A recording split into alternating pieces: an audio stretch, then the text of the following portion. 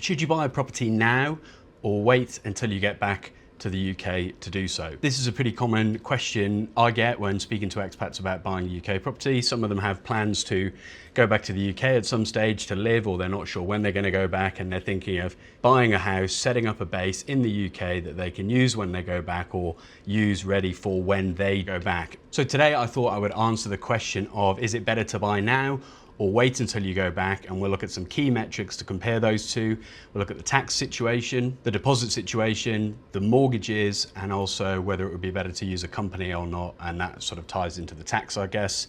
And then lastly, looking at an alternate approach that would allow you to buy your property and buy a buy-to-let, so you're getting a foot on the investment ladder and creating some passive income as well as buying a place to live in. First of all, some of the basics around what are the differences between buying as an expat and buying when you're based in the UK. To be honest, there's not a massive amount of difference. The key things being deposit sizes. You need more as an expat, you can have less if you live in the UK. Your tax or your stamp duty is higher if you're overseas. And then your mortgage rates would probably be a bit lower on a residential mortgage if you're based in the UK. Residential mortgage meaning a property that you're going to live in. Let's break those down then. On the deposit side of things, as an expat, as a rule, you need 25 up to 30% normally. Some lenders will let you do 20%, but as a rule, it's 25 as a minimum. If you're buying as a UK resident, then you can get away with much less than that. If you're a first-time buyer, potentially even 5%.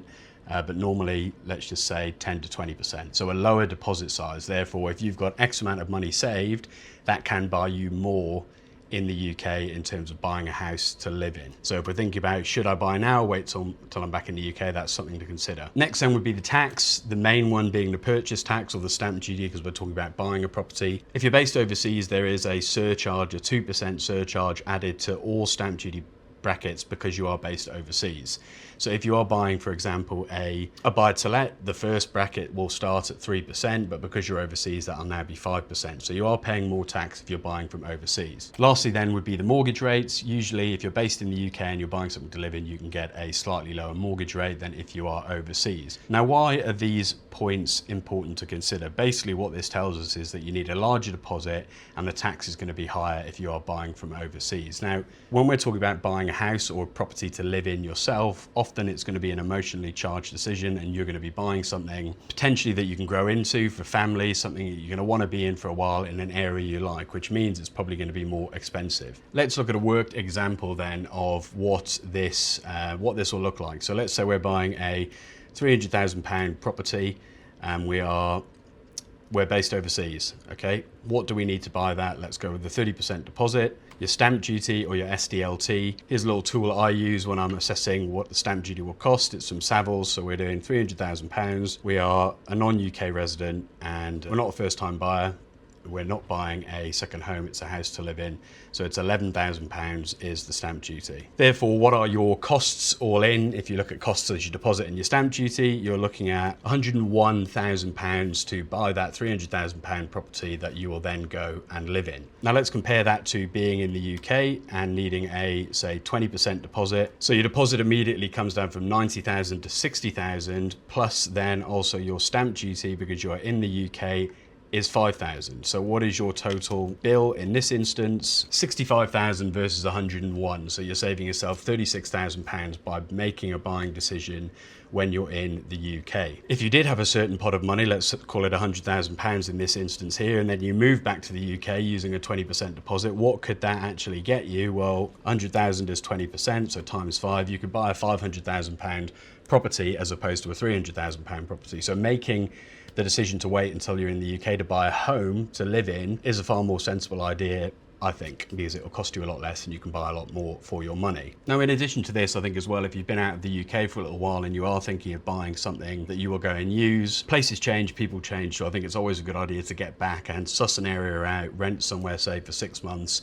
whilst you're having a look around and finding something that you would really want to live in. What is an alternate approach then that would allow you to get the best of both worlds in terms of buying a property, getting on the ladder and starting to build some equity and achieve a return, but also allow you to buy that place back in the UK that you may have your hopes or your heart set on? If you're going back to the UK immediately, as an example, you've got plans to go back in the next year, then I would get back, rent, hold off and make a buying decision then. But if you are thinking of going back at some point in the future, there's not necessarily any point, I don't think, buying a home now, because your plans will change, your family will change, whatever, things will change in the interim. So what is an alternate idea that you can consider? And this would be buying a pure buy-to-let in a good growth location and actually starting to build up some equity that you can then use to buy the perfect home at a lower cost when you're back in the UK. And let's just do a worked example of that. If you take the average UK house price of, call it around £300,000, and you pick in a growth location, if you look at what Savills have said, they put their May research report out on the UK housing market saying that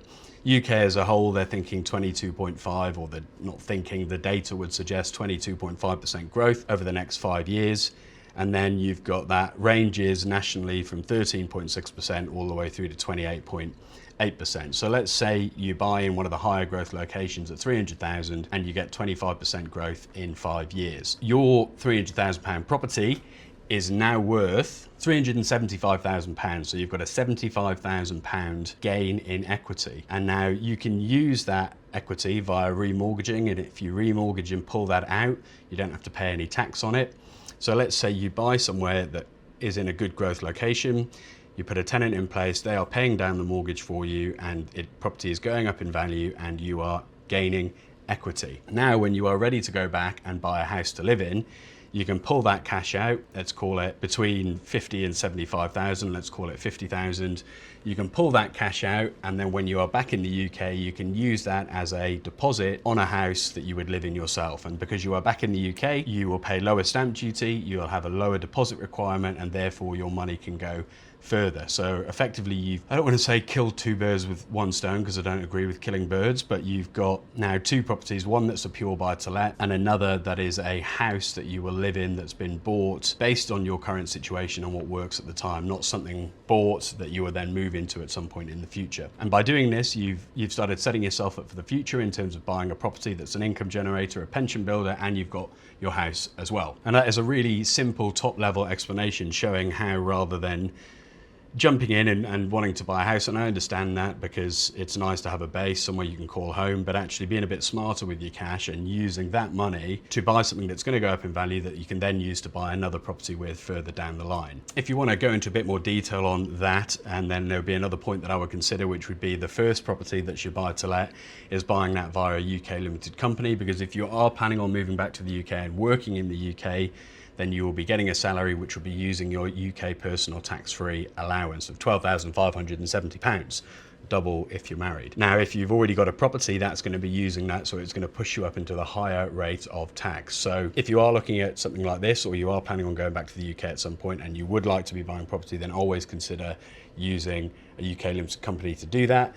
We did a video on that here. You can click on that and watch that. If you'd like any more information on these sorts of topics or property in general, then you can hit the button below, the link below, which will allow you to download our book. And if you want, we'll also chuck you into our newsletter where we put out thoughts on UK property once or twice a week.